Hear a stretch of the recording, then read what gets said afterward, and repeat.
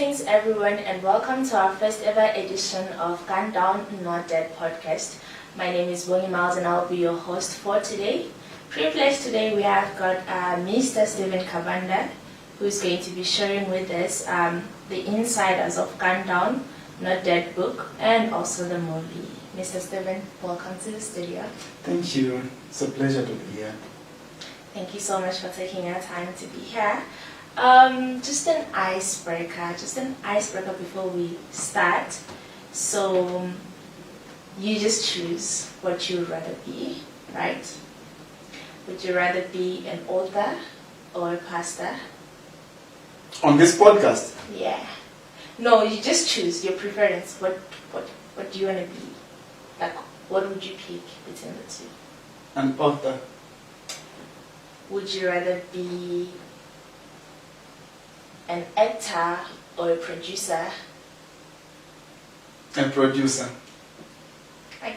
That was just an icebreaker. Why are you taking it so seriously? No, I didn't see that coming. Yeah, no. It was just to lighten the mood. Okay. Alright. Can you please just tell us a bit about Mr. Kabanda before we start? Just to say who you are, what you do. Mr. Kabanda is a Zambian, based in South Africa. I'm a businessman. I'm a servant of God. I preach the word. I'm an entrepreneur in my business side of things. Then I'm a writer and a producer, and I'm a youth activist. Alright, thank you so much. So obviously you mentioned that you're a writer and that is the reason why we are here today. Can you tell us a bit about your book, which is Gun Down Not Dead? So I gave you a copy of the book, right? Yeah. So got it. Can I please? So this book is my life story. It talks about my life from the day I was born up to last year. Everything is here. It's like last a bow. year is in 2024? Yes. So whatever that has happened my entire life is in this book. Okay. So now the reason why I wrote the book is very simple. I first wrote the movie before I wrote the book. I wrote the movie, the script. Then when I used to approach media houses, they used to tell me I watch too much Nigerian movies. So I'm too fiction when it comes to telling my story.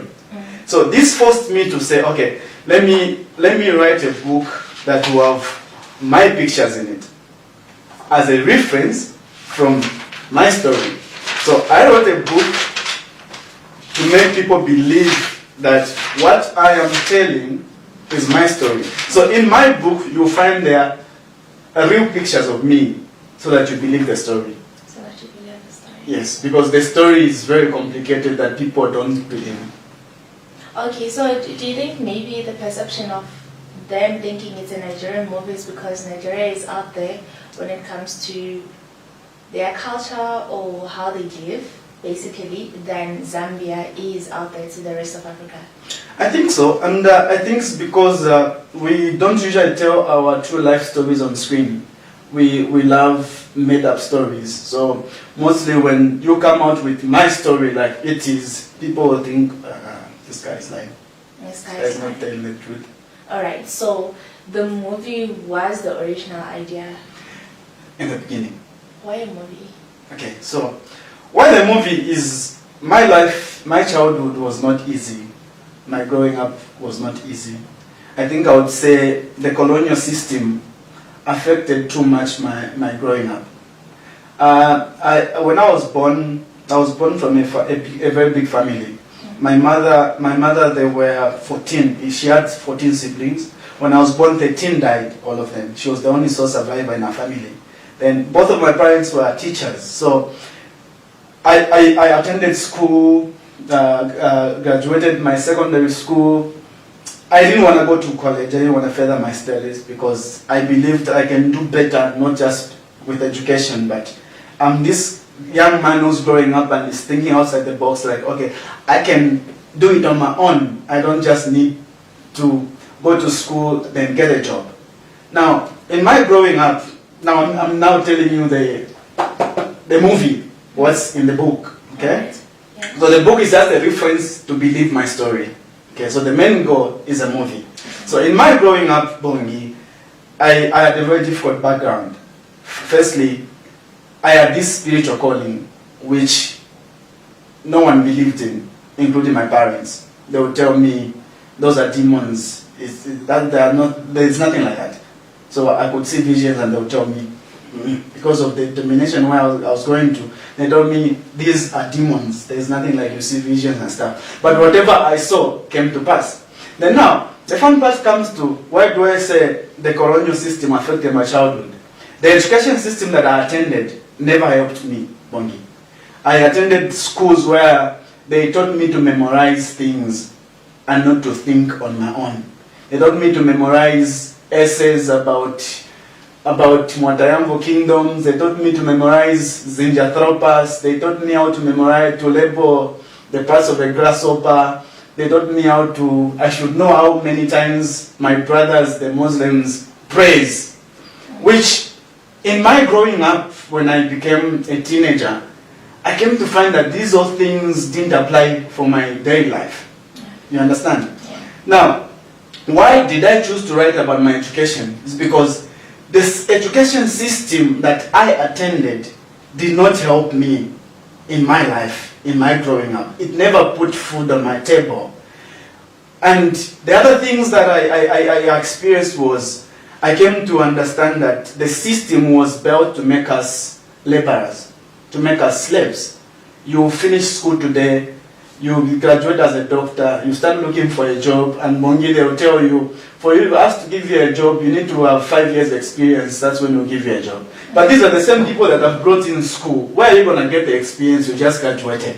So the system, the colonial system was not favoring me, and I stepped out of that system. I wanted to be independent, think on my own. And what did I do? I remember we started doing a bit of mining in my youth. And you know, the surprising thing was, when we go to mine, we were called illegal miners. So now I came to think, okay, why is it that us Africans, when we mine our own resources, we are called illegal miners? Unless someone comes in from the West with a lot of money and machinery, they'll mine all my copper in my country, mine all the gold. I'm sitting, the trucks are passing, whilst my brothers and sisters are suffering. And this is the life that I lived. And I came to understand, to say, listen, this old school that they taught me to memorize things didn't work for me. Why didn't they teach me to mine so that when I start mining, I'll do it in the right way? They don't call me an illegal miner. Why didn't they teach me to do agriculture in a proper way, to preserve the African culture of farming, so that I don't have to depend on fertilizer and tractors and all that for me to have food on the table? And all this has been an effect on my life and other youths out there that have been trying to survive. Which other things? In my book, I talk about injustice. Okay? So the injustice that I talk about is what I experienced. So remember to say, whatever I am putting on the screen, on the movie, is my life story. Okay? Your life story, Bongi, can be different from my story. Yes. So you don't have to question my story, because we've got different destinies. Okay? So there was a time when I was betrayed by my friends. My friends sought me out. The police connived. They committed a crime, but they wanted a cover-up. Okay? So my friend called me to this place, and I got shot. Now, I didn't get shot because I stole or because I was running away. You see? I surrendered myself when they were shooting at me. They shot about 22 bullets. I surrendered myself, and I told them, arrest me, take me to court if you found me with a crime to answer. And these guys, you know what they do? They say, if we arrest this guy without any evidence that he's a criminal, we're not going to convict him. So they put me in handcuffs. Then they make me stand and shoot me. They shoot me here, here, here. I've got bullet wounds here, here, and here. Then I fall down. Then they say, we've arrested an aggravated robbery. They take me to prison with aggravated robbery that I have not committed. Now, in prison, I had to learn to say, again, the system is built only for the poor. Okay? This prison life, you won't find rich people there. Only the poor are in prison. And the worst is, if you find a rich man in prison, then this rich man should be an opposer of the government. Maybe an political party, something to do with politics. Otherwise, if he's rich and is in line with the government, supporting the government, you will never find any of those people in prison. So, the whole system was only built for the poor and not for the rich. I stayed in prison, not because I committed a crime, I stayed in prison with my fellow other poor guys who stayed there who didn't commit crimes. I'm not saying people don't commit crimes. People commit crimes, and there are people who are in prison right now. They've not done anything wrong, but because they don't have money and they are there. Then I said to myself, no. The world needs to know my story. They need to understand what we go through. I went through betrayal. I went through denial. I went through discrimination. When I came out, people discriminate me because I'm an ex-con. But I wasn't convicted for aggravated robbery, because when I was in court, the judge didn't find me guilty of aggravated robbery. They found me guilty of being found at a place where there was a crime scene, and they convicted me of trespassing. But when I came out, I was an aggravated robber, and everybody knew Stephen is a robber. What else? Were you in jail for? How long I was in jail for? So this is what I'm saying. When I went to prison, the system was very bad.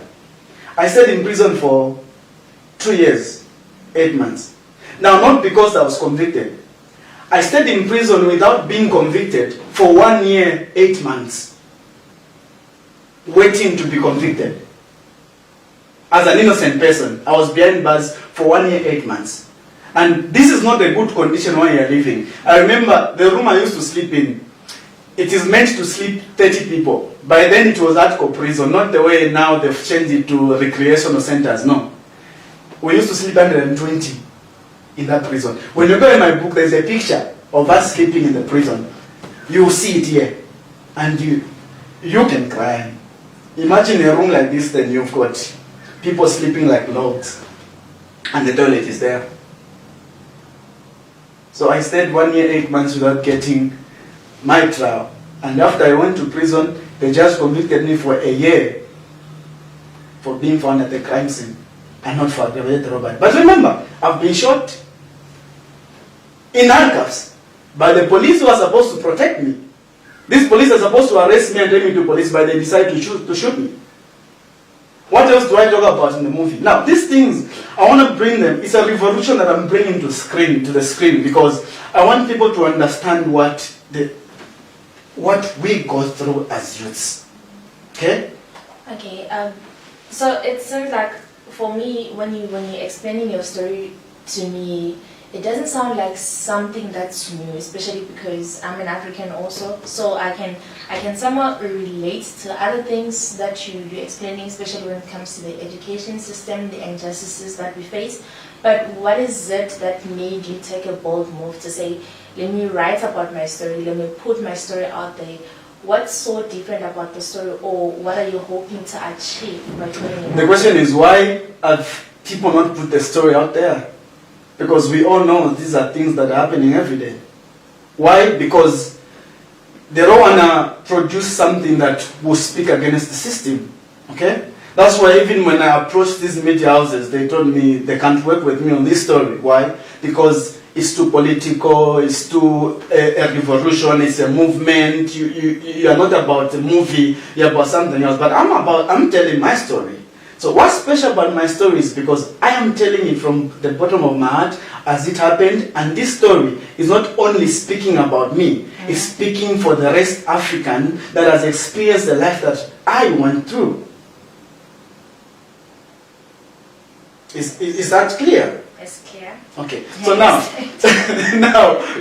listen. It doesn't end there. I'm giving you a brief of what's in the book. Okay? What do you expect on the screen when I produce this movie, Gunned Down Not Dead? People have asked me to say, why choose Gunned Down Not Dead? for real, I was gunned down, and I'm not dead by the grace of God.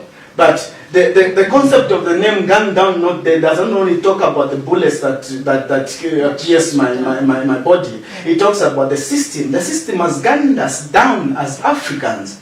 It has never been fair for us, but we are still alive. Yet the system guns us down every day. Let's talk about empowerment. I talk about empowerment in my book. I faced the realities of not getting empowered. I remember I told you I didn't want to further my studies, so I became an entrepreneur. I remember I made a car from scratch in my country. I got pieces of metals and I built a car. Okay? Then I started looking for sponsorship. Okay, so this is a guy with a dream. He's a homemade engineer. Yes. Makes a car, it's moving nicely. Now the system says, if you don't have a degree, Bongi, you can't make a car. You can't make a car. But the car is already there. But the car is there. And it's moving. And it's moving. So I go to the engineers in my country, then we have a board meeting. I present a car. They come out, they test the car, it's moving, everything is working. Then when we go back, they tell me, we cannot approve this because you're not educated. You don't have a degree. You don't have a PhD. Okay, then I turn around and I'm like, okay, so you are the professional engineers in my country. The country I'm talking about is Zambia. And what I'm saying is things that are on record.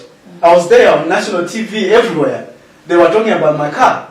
Then I see these engineers are challenging me to say I don't have a degree. Yet they've not engineered anything. Because their degrees is to memorize what is on the paper and not practical. So now, I ask them, okay, what is it that you've produced? Nothing. When I look around, even the building that they are using as the engineering institution, it is built by the Chinese. These are engineers who cannot even construct a road. These are engineers who cannot even construct a toothpick. We have to import a toothpick just to clean our teeth. And that is the education system. That's the colonial system that we have. And this is what the movie is about. It is not it's not the paper that makes you an engineer. It's not the paper that makes you to succeed. It is thinking outside the box, not memorizing things, but being able to do things in the right way. Right. I went to the government. I asked for empowerment. But in my country, you would have expected it to be something new. I mean, if someone hasn't gone to school and they go ahead and do something like that, it was supposed to be like, wow. Wow! You know? Then they know who can do it. Yes, yes. So let's empower these guys so that they can empower other youths that can do it without being to school. Okay? And that didn't happen. I went to the government looking for empowerment. I was like, okay, I've done this with my little capital. Imagine if you give me money as the government or any organization, I can do a better car. That never happened. Why? Because the system doesn't allow you. An African child who's not educated is nothing. You need to be to school, but even when you're in school, you do nothing. You sit in your offices with a PhD of engineering, and you've done nothing. And the real people that are actually much more educated or would think outside the box are the ones that do the job. Yeah. Yeah. Basically, when you have a degree, all you have to do is sit back and plan and ask someone to do something. We do the job. Okay, let's trace back to you. You mentioned something about approaching the media houses who wanted to. Okay, so before you reach there, there's a point I don't want to miss. Okay, I in the book I approached ministers and wanting empowerment. You know what they told me? You can't get empowerment if you're not a cadre. You need to be a political cadre for you to be empowered, or you need to be related to somebody for you to get empowerment. So if you're not a political cadre, there's no youth empowerment. At least they told you the truth. Yeah, no, they didn't tell me, but that's the system. But you could see that. I could see, because the only people who get empowered are those who are cadres or either connected to politicians. So if I'm not politically inclined, no empowerment. No empowerment. All right. So getting back to my question, I was asking, since, okay, you approached ministers, you approached the media houses, and obviously they wanted to cut out some of the things from your story. They felt like it was going to be something that is just going to stir trouble. Then you decided to go ahead and make your movie. What plan do you have for that movie? Okay, How are so you going about it? producing a movie is not easy. It involves a lot of people and good money. Okay?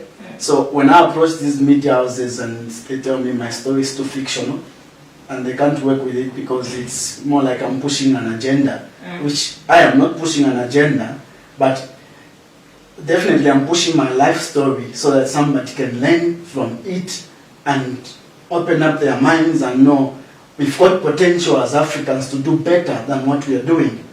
I decided to do it on my own, and some people came on board and they decided to do a GoFund for me, which is running right now. There's a GoFund page that is running, and everyone is welcome to contribute for the production of this movie.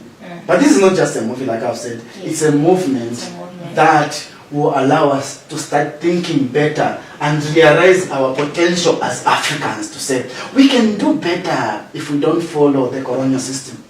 And also, I think it goes back to saying that alone you stand defeated, but together we can. So for everyone out there at home who can actually relate to your story, this is a time for them to actually plant a seed into it, to say, I need the story to be heard, and I need the future generations to not face what we have faced. What I have faced, yes. Yeah. Now, my two final things that I want to talk about before we go, okay?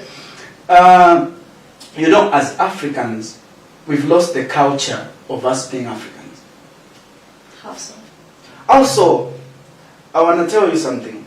You know, there's this thing that pains me too much and I cry every day. We love helping people when they are dead and not when they are alive. We are celebrating the dead more than celebrating the people who are alive. Today on social media, the only post that you are going to share, see people sharing, is your death. They won't share your business. If you sell bongi, your friends won't post your business. But the moment you die, they will even tag you at Bongi Mouse as if you will see the post.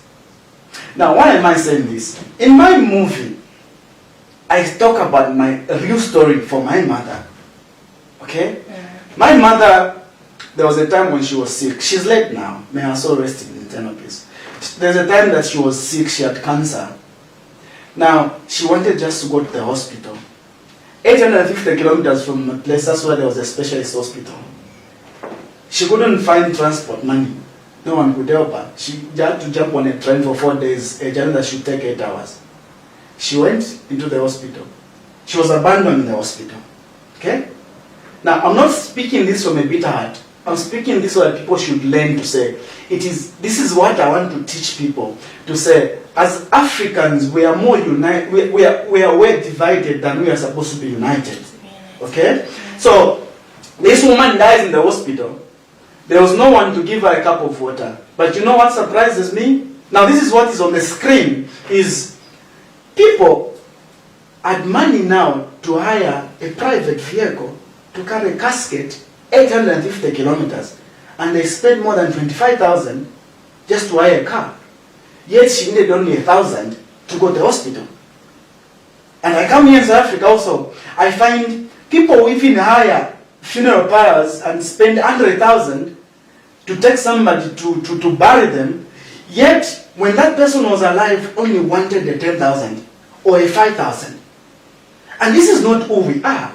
We're supposed to love people when they're alive. We're supposed to show them love when they are still here, not when they are dead. If you need help, Bongi, we're supposed to help you now. And if I come today and tell you, Bongi, I want to produce a movie that will speak the truth about the African child, to speak the truth about our lives, that so that we can expose what's going on, so that my life, other people can learn from it. I don't expect you to come and share a post when I die. I expect you to support me when I'm here, alive. If you can't give me the money, at least share my post. If you can't give me the money, it's okay. Recommend somebody to watch my video.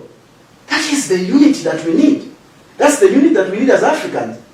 Your sisters should post your businesses on your Facebook page. Your sisters should post your business on their statuses. But people won't do that. The only thing they will do is they'll come to ask for money from you. If you distinguish them, they will say, she's not good. We've lost it. We've lost the culture. Lastly, my movie talks about the redemption. I met God when I was shot. The day I was shot is the day I saw the power of God. And I came to learn to say, in the midst of evil, that's where you see the power of God. There are a lot of things that people are passing through. They're passing through depression, disappointments, discrimination, a lot of things, okay? But they say there is a light at the end of the tunnel. That's what they say. Yeah. There's light at the end of the tunnel. But listen, Mama, this tunnel is dark. The light is at the end. You need the light also to move through the tunnel. Okay? And that light is God. But listen, this God is not going to come from heaven and give you the light. This God works with people. People should give you the light when you're passing through a lot. People should give you the light when you need to walk. People should hold you when you can't stand. And that is the culture that I'm bringing out in the movie. Okay, so now that you've planned the whole movie, and I can see from the passion, from the way you speak, you already know what you want to put out there. You already know how you want people The to script feel. is already there. It's Well already scripted. there. All right. So for people that are interested in putting in hands, funding, and all that, I'm sure they would want to know: do you have the expertise to carry out the whole movie production, and also have you identified any actors that you love to be part of the movie? You know, who are the male lead actors? Who's going to act your part? You know, things like that. Okay, so I've got a small team right now that I'm working with. My part, there's a debate. 60% of my team, they're saying I should play the role myself. 40% they're saying we should find somebody else to play the role, which we are still debating. We have not yet come to the conclusion whether I will play as the owner of the movie or I'll find somebody else. Then when you ask me if I've got expertise, I don't have expertise, but I'm an expert on my own. But what I'm doing is, when the money is there, I'll get freelancers.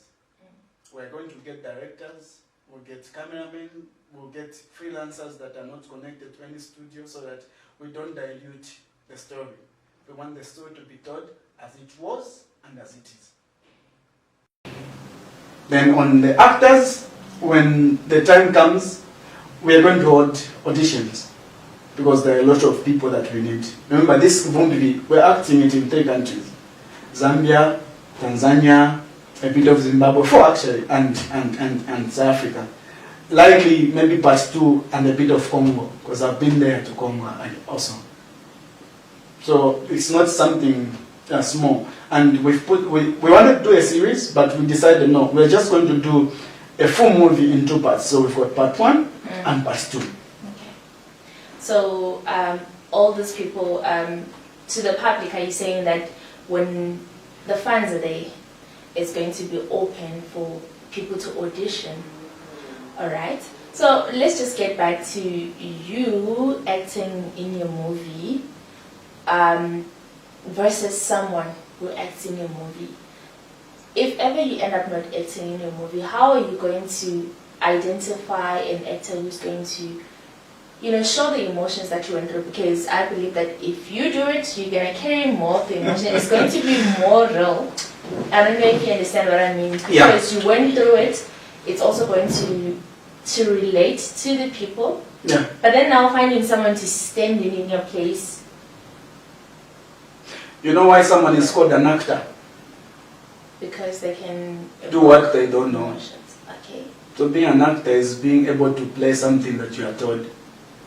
So if my team says they are finding someone to play my role, and I need to find an actor that will act my role, that will play exactly the way I can play, and I'll direct that actor because I walked the story. But I pray that I can be the one to act because it will come out the original me Alright. as it was. Yeah. You have another question for me? Yes, I do have Please one last ask me. question. Ask me. Where can we find your book? And then are there any contact details, any banking details for anyone out there who wants to help and who wants to read the book? I know for people, reading is not really the first choice, But for people who want to really read the book, Yeah, so that they can see the pictures and prove that this is his story. Yeah, someone might want to read it, and then Okay. someone might want to, after reading it, put something into the GoFundMe. Where can they find the book? Okay, so I've got the book on all bookstores around the world. You can go to Kobe, you can go to Amazon, you can go to, I don't know if Amazon is there yet, but we approached them. I think it's almost there. Then you've got it on your Apple Store, Apple Books. It's everywhere. All the media, the bookstores that are out there. Yeah, you just type for Gun Down on all the bookstores. You find it there, and it's very cheap. It's only Is it $2. a soft copy or hard copy? No, those are soft copies. So right now I'm not doing hard copies, Hard copies. and the reason is I didn't write the story because I wanna sell it and make money out of it. So I've got a few hard copies that I give to special people that I meet that wants it, but there are soft copies all over the world, and you only pay $2 for it. $2 is like 40 rand. Yeah, somewhere there, 38 rand. Yeah, it's very affordable, and you can read the whole story. My whole life is here. Alright, so the Then when we come to the whole bank, point, okay, Yeah, the when we- whole point is to make sure that your story is accessible to everyone. And they can- that's why even when we do the GoFund, my main goal is not to make money out of the movie. That's why I need people to support the movie, because the goal is to televise the revolution. It's a movement. Yeah, people should know what us Africans are lacking. Our minerals are being exported, exploited, yet we struggle, yet we are in poverty every day. Our education system doesn't favor us. Our health system, even our politicians can't use the hospitals that they build. Have you ever heard to say no president of this country has used their own hospital? Never. When they are sick, what do? They fly out. So they are telling you this system, even us, we don't trust it. We can't use it. Yet that's what we depend on. And this is what we want to televise. So banking details on the screen of this video. You've got the banking details for South Africa. You've got banking details for Zambia. You've got contacts for me. You'll find me there. When you go on social media and look for Stephen Kavanda, my name is typed as it is on the screen. Stephen Kavanda. You find me on Facebook. You find me on TikTok. You find me on Instagram. You find me on Twitter, X now, and YouTube. You find the channel Gun Down Not Dead. You're going to find that channel and the podcast there. And the podcast there. Alright, thank you so much, Mr. Stephen, for sharing everything with us today. And to all the hosts out there, please do remember, kindly do remember to go to GoFundMe, search for Gun Down Not Dead Film Project, and that's where you can get to make your donations, whether anonymously or even if you just leave your name there. And the links are there on all my links social are media. Yeah. The links are there on his social media. And remember also, Mr. Kavanda did say that this is not a movie, it's a movement. And if you feel like it has something inside of you and you feel like you relate, because I think most of us relate, it will be a good thing to actually join the movement and make a change for good. Before I forget, your banking details, are there any banking details, or everyone should go through the GoFundMe? So that people can go through the GoFund, and there are banking details on the screen of this video. Alright. For South Africa banking and for Zambian banking. Alright. So there you have it, listeners, and from us today and Mr. Kavanda, we're going to leave you here, and hopefully you're going to enjoy. I can't really say enjoy, but you're going to have an emotional roller coaster reading the book. You can get it for $2 on all Bookstore. bookstores, right? Bye.